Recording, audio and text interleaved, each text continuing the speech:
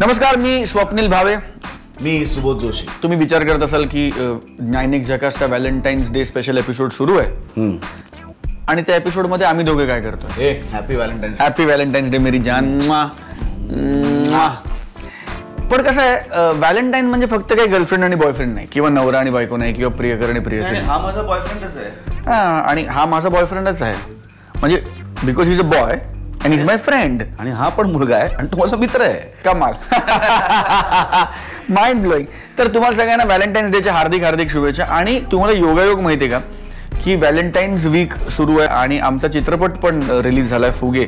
10 फेब्रुवारीला रिलीज झालाय, आत्ताच, म्हणजे अगदीच 2-3 दिवस झालेत. आणि तो तुमच्या जवळच्या चित्रपटगृहात सुरू आहे. व्हॅलेंटाईन कोण आपला असावं, ह्याला काही बंधन असावं लागत नाही. नाही, उलट ह्याला बंधन नसावंच, कारण आपण कोणावर प्रेम करावं ह्यालाही काही बंधन नसावं.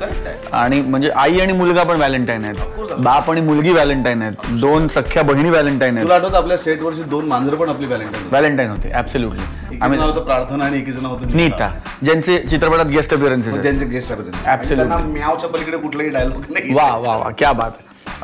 पण जोक्स अपार्ट, आय थिंक मी आणि सुभ्या वी रिअली आर व्हॅलेंटाईन. कारण आम्ही एकमेकांबरोबर सगळं शेअर करतो, एकमेकांकडे आमची सिक्रेट्स ओपन करतो, एकमेकांशी इमोशनली अटॅच्ड आहोत, एकमेकांबरोबर सुखदुःख वाटतो.